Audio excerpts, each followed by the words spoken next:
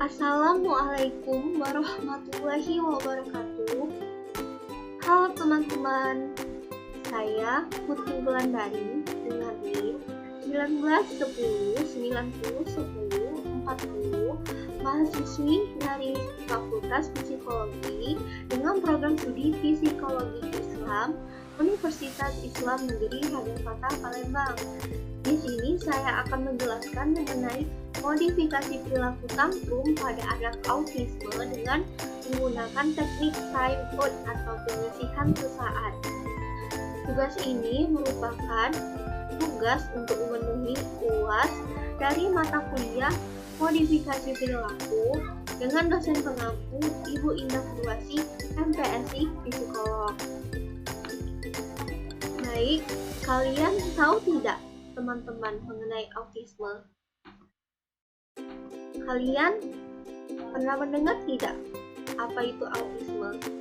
Baiklah, saya akan menjelaskan mengenai autisme ya. Apa itu autisme? Autisme adalah salah satu gangguan yang terjadi pada anak, perkembangan pada anak yang berpengaruh terhadap komunikasi verbal, non-verbal, dan interaksi sosial dengan ditandai adanya gangguan pada aspek perilaku, interaksi sosial, komunikasi, dan bahasa, serta gangguan emosi dan persepsi sensori, bahkan pada aspek motoriknya. Menurut Gali Apeskarianti 2008 mendefinisikan autisme merupakan salah satu kelompok dari gangguan pada anak yang ditandai munculnya gangguan dan keterlambatan dalam bidang kognitif, komunikasi, interaksi sosial, dan perilaku. Sedangkan menurut Joko Yuwono 2012 mendefinisikan autisme adalah gangguan perkembangan neurobiologis yang sangat kompleks dan berat dalam kehidupan yang panjang. Autisme ini dapat dideteksi sejak anak berumur 3 tahun loh teman-teman. Oke, jika kita sudah mengetahui mengenai pengertian atau makna dari autisme, kita harus mengetahui juga teman-teman jenis dari autisme ini. Autisme terdiri dari dua bentuk jenis, yaitu satu, perilaku eksesif yang dikenal dengan perilaku berlebihan. Dua, perilaku defisit atau perilaku yang berkurang. Untuk perilaku yang berlebihan ini dapat berupa tantrum, yaitu perilaku menjerit, menyepak, menggigit, mencakar, memukul. Dan autisme ini terkadang melakukan perilaku yang membahayakan sendiri teman-teman, seperti membenturkan kepalanya di dinding, menggigit jari.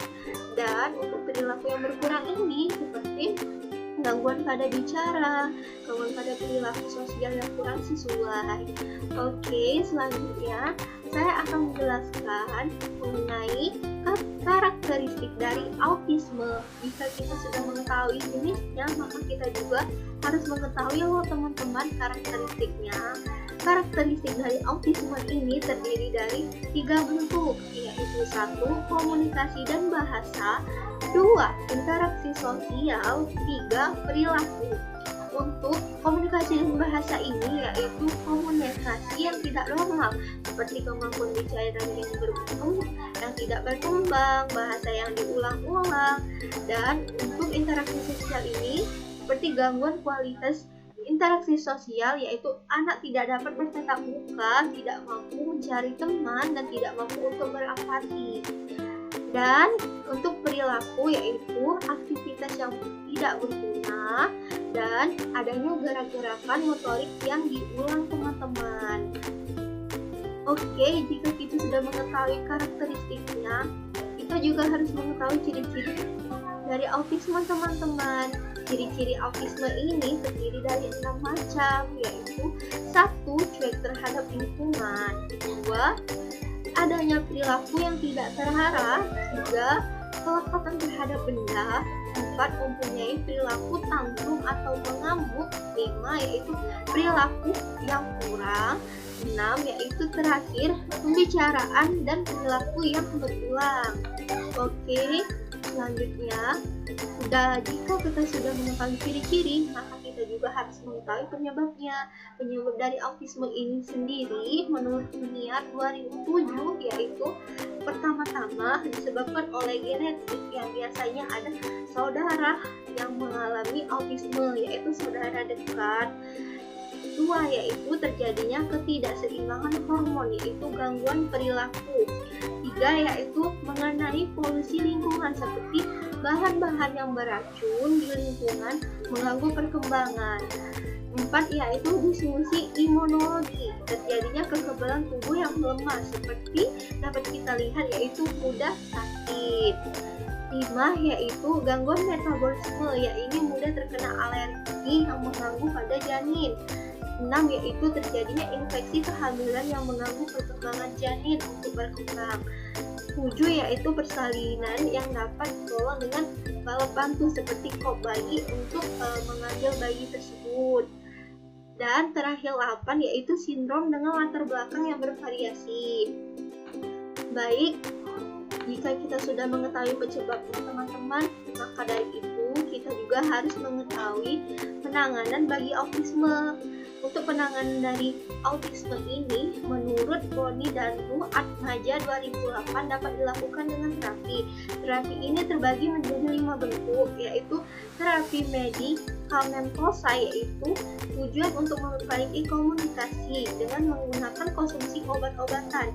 2, terapi biomedis, yaitu memperbaiki tubuh, dilakukan dengan melakukan diet dan pemberian suplemen.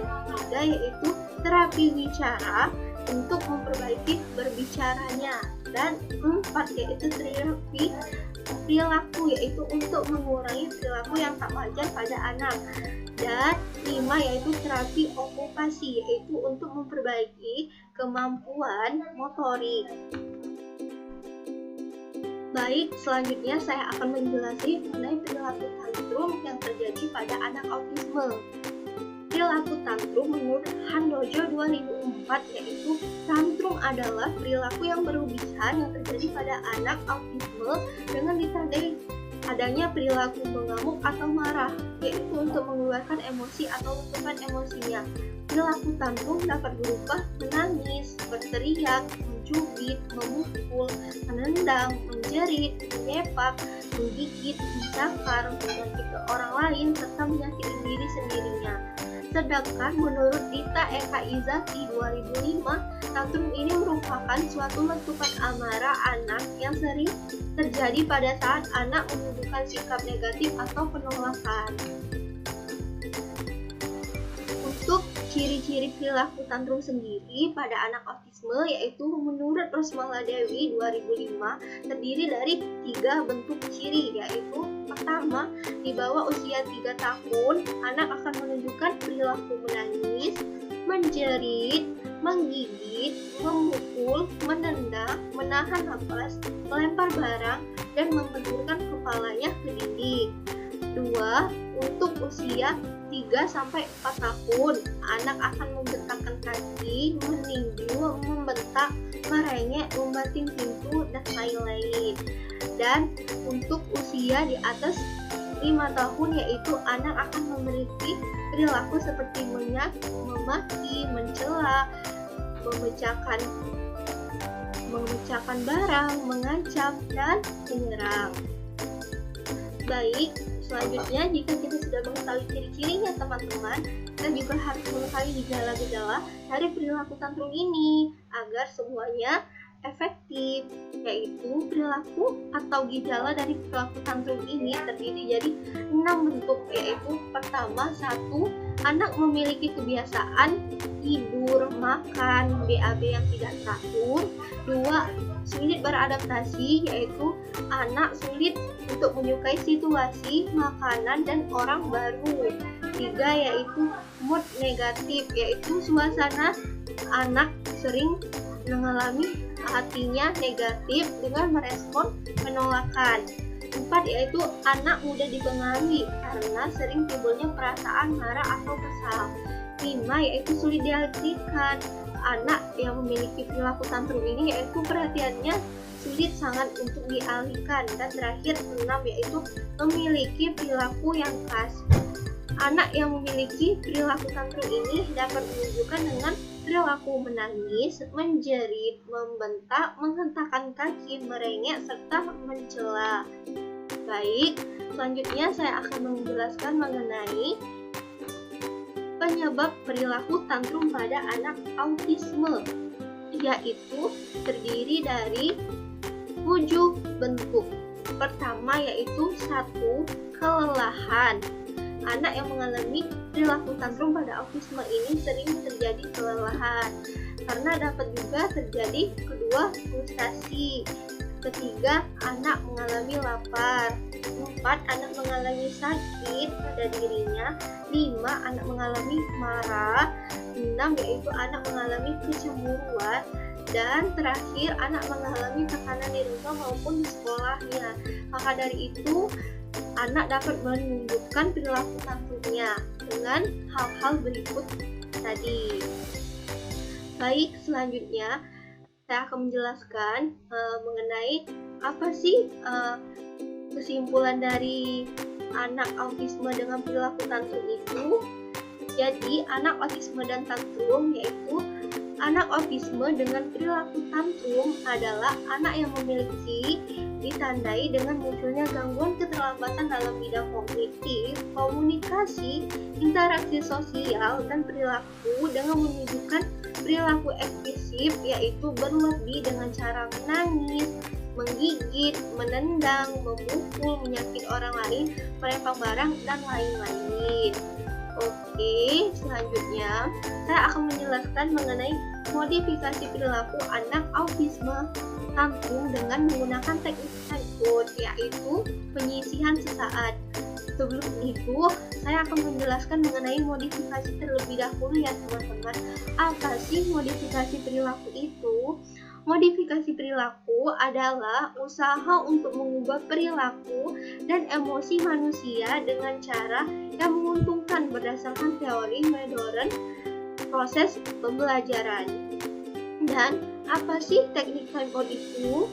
Menurut Trianto 2005, teknik timeout adalah suatu prosedur yang memindahkan suatu pengukuhan untuk sementara waktu bila perilaku sasaran muncul, sehingga anak tidak dapat memperoleh pengukuhan. Jadi, modifikasi perilaku anak autisme dengan perilaku tantrum yaitu menggunakan teknik timeout adalah untuk mengubah perilaku negatif dengan menggunakan timeout agar dapat memperoleh perilaku yang positif.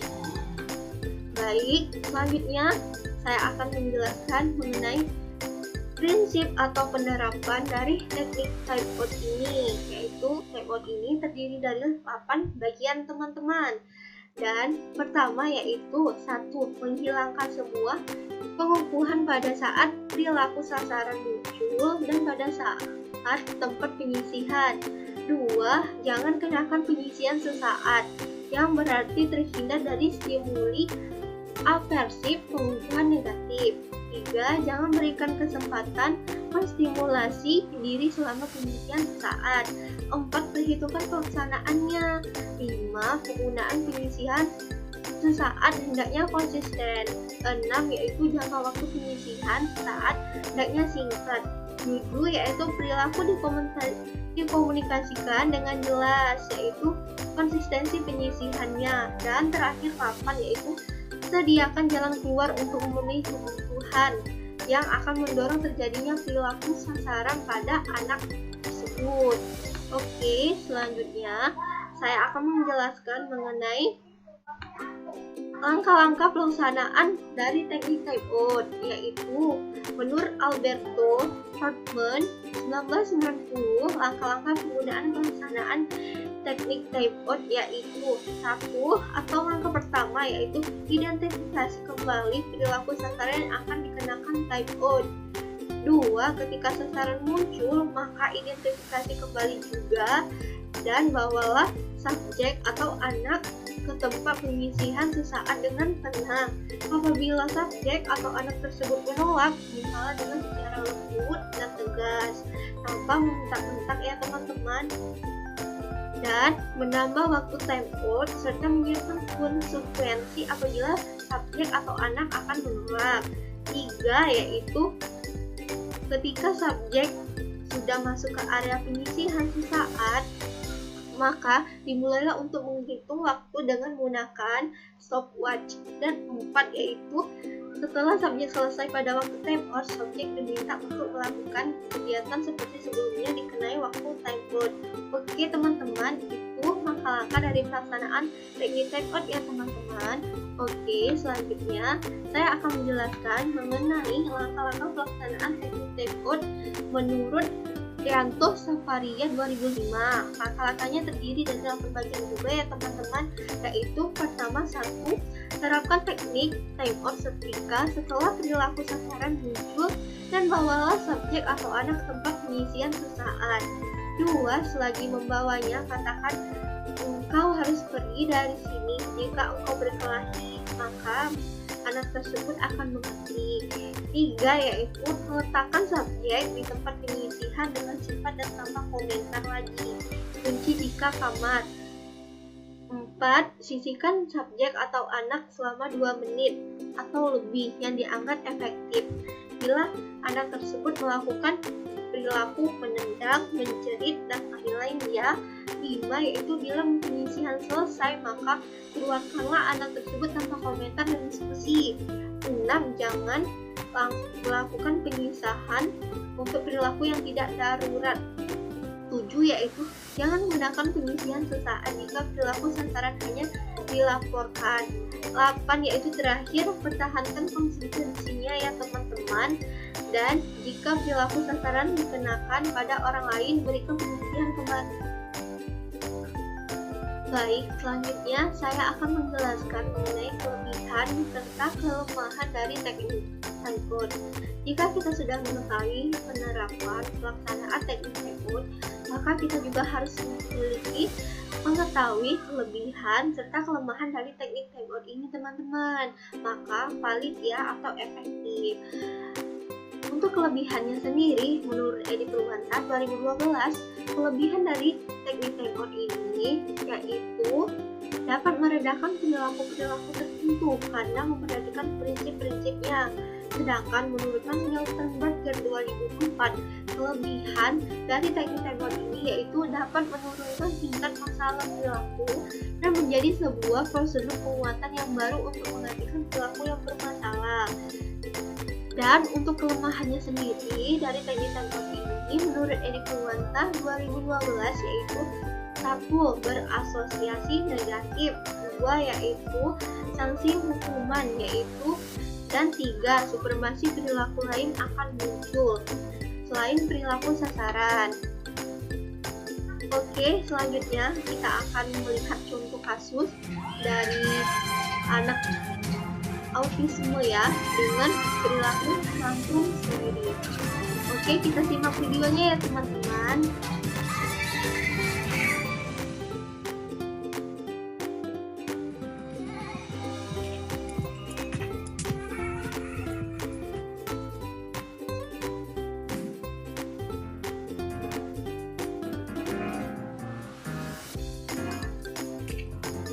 Nah, ini contoh kasus dari anak autisme dengan menunjukkan perilaku tantrumnya ya teman-teman. Baiklah, kita simak dulu videonya terlebih dahulu agar kita dapat mengerti dengan efektif dengan semaksimal mungkin. Pada hari ini kita akan membahas tentang cara efektif atasi tantrum pada anak autis. Tantrum khususnya yang terjadi pada anak autis adalah suatu keadaan di mana anak mengambil kesempatan untuk meluapkan seluruh emosinya dengan cara yang kebanyakan anak-anak lakukan seperti menangis, berguling-guling di lantai, bahkan kalau tidak terkontrol emosinya, bisa saja dia melempar barang, mengantuk-ngantukkan kepalanya ke dinding, menggigit tangannya sendiri, memukul-mukul diri sendiri, menendang sesuatu, bahkan juga menyakiti orang lain yang berada dekat dengannya. Menurut para ahli psikologis anak, biasanya anak mengalami tantrum karena ada sesuatu yang dia inginkan, yang kita lupakan, ataupun mungkin yang tidak kita turuti. Umumnya, seorang anak akan berhenti tantrumnya jika dia telah mendapatkan apa yang diinginkannya.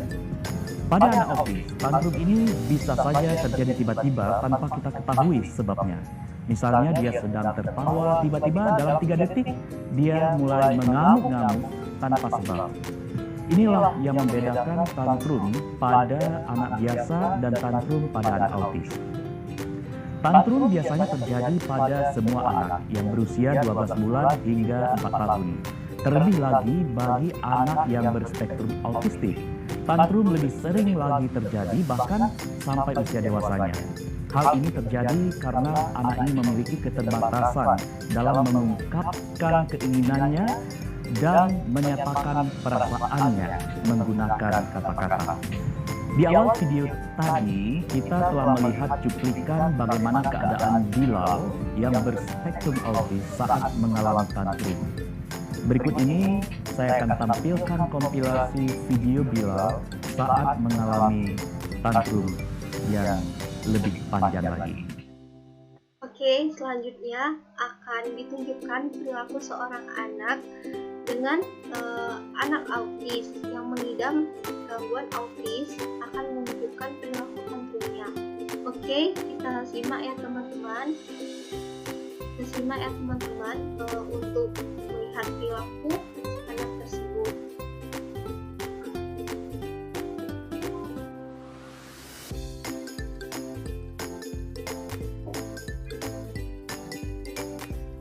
Oke.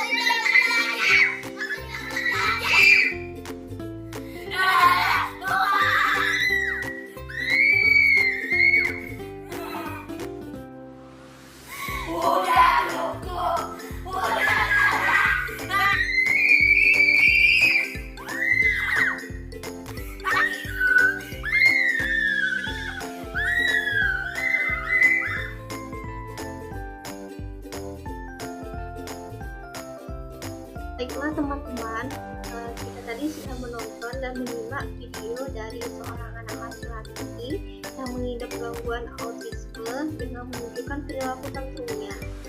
Dari video tersebut kita mendapat penjelasan, yaitu video tersebut menjelaskan mengenai seorang anak laki-laki yang berkebutuhan khusus atau ABK.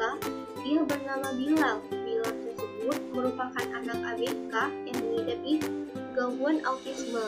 Di video tersebut menjelaskan bahwa Bilal sedang mengalami perilaku tantrum atau yang dikenal dengan sebutan mengamuk atau marah.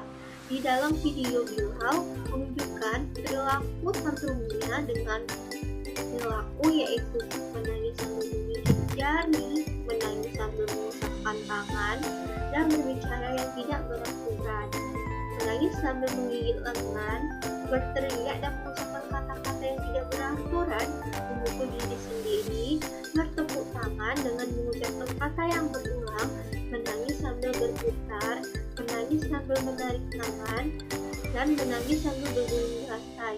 Jadi dapat disimpulkan ya teman-teman, bahwa video di atas merupakan atau menjelaskan keadaan Bilal sedang berada pada fase tantrum atau mengeluarkan emosinya teman-teman.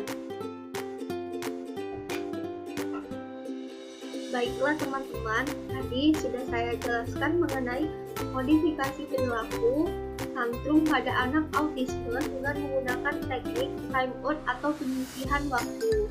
Mungkin itu saja teman-teman penjelasan dari saya. Saya mohon maaf apabila ada kesalahan kata yang disengaja maupun tidak sengaja. Khususnya kepada Allah Subhanahu wa Ta'ala saya mohon maaf, kepada Ibu Indah Purwasi saya mohon maaf, dan kepada teman-teman tak lupa saya juga memohon maaf. Terima kasih teman-teman yang menjelaskan penjelasan dari saya. Terima kasih. Saya akhiri penjelasan mengenai modifikasi perilaku pada anak autisme tantrum dengan menggunakan teknik time out. Terima kasih teman-teman. Wassalamualaikum warahmatullahi wabarakatuh. Sampai jumpa teman-teman.